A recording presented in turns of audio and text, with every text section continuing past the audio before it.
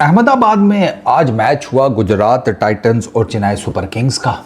और Chennai Super Kings का yellow army का आईपीएल 2026 में जो सफ़र था वो आज तमाम हो गया।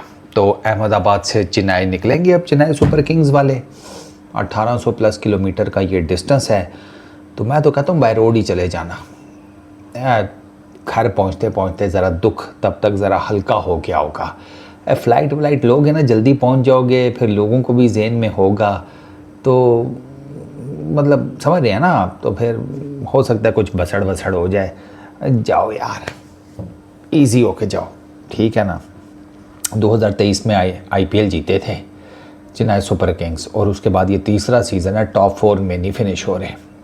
कोई ट्रांसफॉर्मेशन चल रही है, ठीक है यार। इतनी देर में तो सीधी सी बात है, ट्रांसफार्मर मूवी ख़त्म हो जाती है जितनी देर में आपकी जो ट्रांसफॉर्मेशन है वो चले जा रही है। अबे कुछ कर लो भाई, कुछ कर लो। येलो आर्मी की सोच लो। दुखी दिल के साथ वो बेचारे आज रात को पहले 2 बजे तक पिएंगे, फिर उसके बाद सो जाएंगे चुप करके गीली आंखों के साथ। अरे आज चेन्नई सुपर किंग्स के फैंस के बहुत तकिए गीले होने वाले हैं गुरु। क्या करें, बस ऐसे ही है यार। क्रिकेट बस दिल तोड़ती है। किसने कहा था क्रिकेट इतनी खुशी नहीं देती जितने गम देती है? सही बोले थे वो। हाँ, गुजरात टाइटंस ने यार आज वन साइडेड उनको मैच मारा है। कहीं पर भी नहीं नजर आई चेन्नई सुपर किंग्स यार, कहीं पर भी।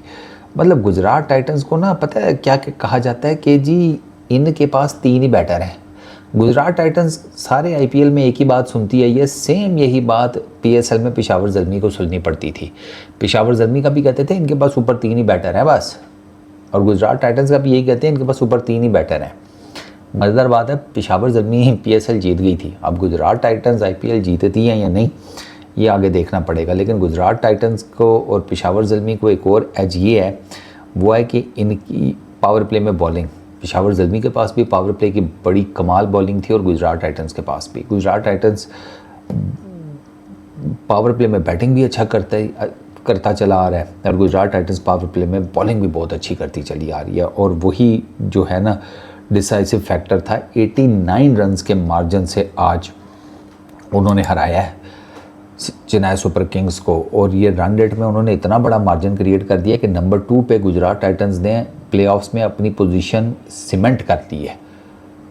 अब उनको नंबर 2 से कोई नहीं हरा सकता। अब वो मैचेस जो बच गए हैं वो होंगे तो नेट रन रेट की बुनियाद पे आगे पीछे वो जैसे कहते हैं ऊपर ही, मतलब इन अ वे के पॉइंट्स टेबल के ऊपर पॉइंट्स की निस्बत से इनके ऊपर को जा सकता है। नेट रन रेट में कोई इनसे ऊपर नहीं जा सकता। इन्होंने इतना ज़बरदस्त कर लिया है। गुजरात टाइटंस 229 फॉर 4, बड़ी ज़बरदस्त बैटिंग विकेट थी यार। गुजरात टाइटंस के स्कोर से ही आपको आइडिया हो गया होगा, 229 फॉर 4। इसमें साई सुदर्शन 53 बॉल्स 84। शुरू में ये बड़ा स्लो खेला है, बाद में ये तेज़ हुआ है। ये 24-25 गेंदों तक सुकून था इसको सुदर्शन को, उसके बाद ये तेज़ हुआ है। Shubman Gill 37 balls 64 run. गिल ने बहुत अपने आप को ट्रांसफॉर्म किया यार, सीरियसली, स्पेशली पावर प्ले के अंदर। मैं आगे चलकर आपको स्टैट्स बताता हूँ, उससे आपको पता चलेगा। जॉश बटलर 27 बॉल्स 57 रन, इसने एंड पर कूट दिया। अच्छा, गुरजपनीत सिंह उसने अच्छी बॉलिंग की, विकेट कोई नहीं मिली लेकिन रन उसने नहीं ज़्यादा दिए, सिर्फ 31 रन दिए। चेन्नई सुपर किंग्स 13.4 ओवर्स में 140 पे ऑल आउट इस बैटिंग विकेट के ऊपर। शिवम दुबे 47 17 गेंदों के ऊपर। Siraj 3 for 26, Rashid Khan 3 for 18। ये जिसे कहते हैं मैच का खुलासा है। और अगर फेजेस की बात की जाए पावर प्ले में, Gujarat Titans 62 for the no loss, ये इतने ही करते हैं। ये 60-65, 50-60-65, ये इस तरह का पावर प्ले लगाते हैं गुजरात टाइटंस वाले। चेन्नई सुपर किंग्स 58 फॉर 4, यहीं पे वो ख़त्म हो गए थे। मिडल ओवर्स में Gujarat Titans 97 for 1, Chennai Super Kings 82 for 6। और फाइनल डेथ ओवर्स में उन्होंने 70 मारे गुजरात टाइटंस ने, उनके 3 आउट हुए। ये डेथ ओवर्स तक पहुँचे ही नहीं, ठीक है ना। ये सुकून से अपने डेथ ओवर्स से पहले जिसे कहते हैं आउट हो गए घरों को। कहाँ से स्टार्ट करें जनाब? गिल से स्टार्ट करते हैं। गिल के 6000 रन्स कंप्लीट हो गए हैं आईपीएल में 6000 रन्स करने वाला वो चौथा खिलाड़ी बन गया है and he is just 27 at the moment, ठीक है। और पावर प्ले में बैटिंग में उसने अपने आप को बहुत ट्रांसफॉर्म किया है। 18 बॉल्स के ऊपर 35 रन उसने पावर प्ले में बनाए हैं, ठीक है। और उस टाइम उसका जो पार्टनर है उसने 18 गेंदों के ऊपर सिर्फ 21 रन बनाए थे, साई सुदर्शन ने। गिल ने 2023 में ना ऑरेंज कैप जीती थी। उस सीज़न में ना जो पहली 10 गेंदें इसने ये खेलता था ना, पूरे सीज़न में पहली 10 गेंदों का इसका स्ट्राइक रेट 135 था, 135, ठीक है 2023 में। 2026 में पहली 10 गेंदों का स्ट्राइक रेट शुभमन गिल का है 166.94, यानी कि ऑलमोस्ट 167, क्लोज टू 170। इतना उसने अपनी बैटिंग को ट्रांसफॉर्म किया। अब गिल ने चेंज क्या किया है, गिल ने चेंज किया कि वो आगे निकल कर मारता है, ठीक है। वो इन अ वे के स्टंप्स के पार शफल करता है, ठीक है, यानी कि डाउन द ट्रैक जाता है, फीट यूज़ करता है, स्टंप के पार शफल करता है, क्रीज की यूटिलाइजेशन करता है और बाउंड्रीज़, ये सब करके वो अच्छी खासी बाउंड्रीज़ कमा लेता है, जिसकी वजह से आपको एक मेजर ट्रांसफॉर्मेशन नज़र आती है इसकी शुभमन गिल की बैटिंग में। अच्छा, 23 गेंदों के ऊपर शुभमन गिल ने अपनी 50 जिसे कहते हैं कंप्लीट की। नूर अहमद के ख़िलाफ़ 2 छक्के मार के उसने अपनी 50 कंप्लीट की थी। 51 रन्स के ऊपर गुरजपनीत सिंह की गेंद पर कैच हुआ, रिव्यू नहीं दिया। रिव्यू लेते तो वो शुभमन गिल 51 रन्स के ऊपर आउट था, सीएसके वालों ने रिव्यू नहीं लिया। अच्छा, सुदर्शन ने मिडल ओवर्स में अच्छी बैटिंग की है। इसके जो पहले 24 रन हैं वो 22 गेंदों के ऊपर बने साई सुदर्शन के। मैंने आपको बताया ना 22-24 रन तक ये ऑलमोस्ट रन बॉल गया है।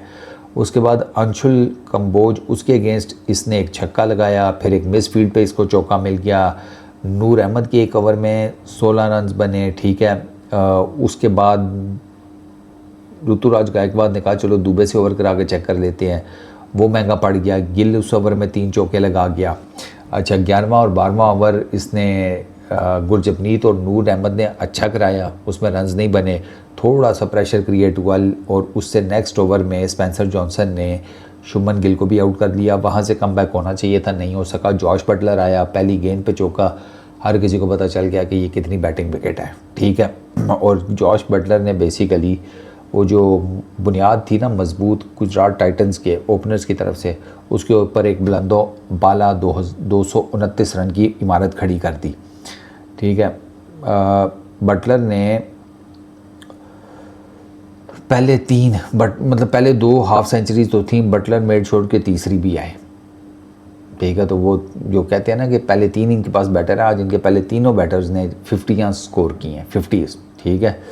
और 23 बॉल्स के ऊपर इसने भी 50 किया है। शुभमन गिल की भी 50 23 बॉल्स पे आई थी, जॉश बटलर की भी 50 23 बॉल्स के ऊपर आई है। सुदर्शन के आउट होने के बाद 19वें ओवर में जनाब मल्टीपल बाउंड्रीज बटलर ने स्कोर की, ठीक। उसने जिसे कहते हैं ना डेथ ओवर्स में उसने ठीक ठाक मारा है। और सुदर्शन वो इस टाइम जो टेबल टॉपर कह लें आप या लैडर पे सब ऊपर है लीडिंग रन स्कोरर की लिस्ट में, ठीक है ना। वो इस time is right at the top, वो पहले भी टॉप पर था, अब दोबारा आ गया है। अच्छा, बटलर के सर 4 छक्के, ठीक है, 50 उसकी वजह से गुजरात टाइटंस चला गया 229 के ऊपर। अब इनकी जब बॉलिंग आई, सीएसके को इनको नबेड़ना था। सिराज ने आते साथ संजू सैमसन को गोल्डन डक के ऊपर आउट किया, ठीक है। वो संजू सैमसन बगैर टांगे खोले, बगैर को टांगे हिलाए, बाहर जाती हुई गेंद को जिसे कहते हैं मार रहा था। कुछ तो फुटवर्क होना चाहिए, खड़े खड़े मारने की कोशिश की, विकेट कीपर को कैच दे दिया। अच्छा, ऋतुराज गायकवाड उसने जनाब मैथ्यू शॉट को अपनी जगह ओपन कराया, ख़ुद वो नंबर 3 के ऊपर आया आज, उसने 2 छक्के मारे, ठीक है। एक सिराज की क्या नाम है क्रॉस सीम गेंद अंदर आई, ऋतुराज को समझ ही नहीं आई, 2 छक्के मार चुका था। ये जो अंदर आती हुई गेंद थी, सिराज का जो गेंद है ना जो क्रॉस सीम के साथ वो मारता है, वो बड़ी तेज़ी से अंदर आता है यार, पढ़ के पता नहीं कैसे ये कर लेता है सिराज, लेकिन वो करता है और वो रेगुलर कर रहा होता है ना। बंदा कहता है ओ यार इसका तुक्का लग गया है, एक दफ़ा तुक्का लग जाता है, 2 दफ़ा, 3 दफ़ा, 4 दफ़ा, 5 दफ़ा, इस तरह नहीं तुक्का लगता। सिराज क्रॉस सीम मार के ना जो अंदर गेंद लेकर आता है वो बहुत स्विफ्टली, बहुत तेज़ी से अंदर आती है, बैटर को नहीं टाइम मिलता। गायकवाद उसकी सबसे लेटेस्ट एग्जांपल है। गायकवाद की विकेट उड़ गई, अच्छा उर्विल पटेल पुल शॉट खेलते हुए सिराज को आउट हो गया। रबाडा उसने मैथ्यू शॉट को आउट कर दिया पावर प्ले में और 4 विकेटें गिर गई पावर प्ले के अंदर चेन्नई सुपर किंग्स की, और मैच उनके लिए ऑलमोस्ट ख़त्म हो गया। दुबे ने एंड के ऊपर एक बड़ी जिसे कहते हैं जारहाना किस्म की इनिंग खेली, 17 गेंदों के ऊपर 47 रन्स बनाए। ये दुबे की ना one of the finest innings है एटलीस्ट इस सीज़न की अगर बात की जाए। 4 छक्के और 4 चौके दुबे जी की बैटिंग का पार्ट है। लेकिन कार्तिक शर्मा वो भी अच्छा कर सकता था, वो डायरेक्ट हिट के ऊपर रन आउट हो गया। एंड के ऊपर राशिद खान वो इनका जो लोअर ऑर्डर है उसको खा गया और there was nothing left for Chennai Super Kings. वो फाइनल ओवर्स में भी नहीं जा सके और वो मिडल ओवर्स में ही बाजी हार गए। 3 विकेटें राशिद खान की, 3 रबाडा, 3 सिराज, तो इससे आप अंदाज़ा लगा लें 47 इज़ दी हाईएस्ट स्कोर जो कि शिवम दुबे का बना है। उसके बाद जो हाईएस्ट स्कोर है वो मैथ्यू शॉट का 24। आपने 229 करना है, फिर आपके ये स्कोर हैं तो आप कहाँ से जीतेंगे। तो सीएसके का ना सफ़र वो इस साल भी मुश्किल ही रहा।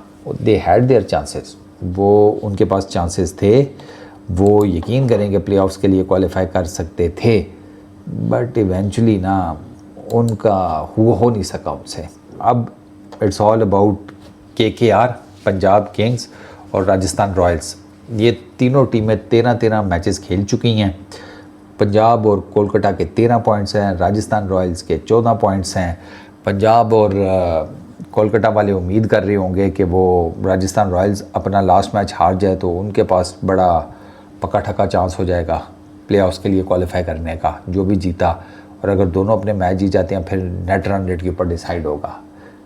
तो अब मज़ीद पोजीशन क्लियर हो गई है प्लेऑफ्स के लिए कि गुजरात टाइटंस नंबर 2 पर हैं, आरसीबी फ़िलहाल नंबर 1 के ऊपर है, सनराइज़र्स हैदराबाद वो नंबर 3 के ऊपर है, और राजस्थान, केकेआर और पंजाब इनके बीच में रेस है 3rd पोजीशन के लिए, 4th पोजीशन के लिए प्लेऑफ्स में। देखो कौन आता है। इस वीडियो में इतने ही।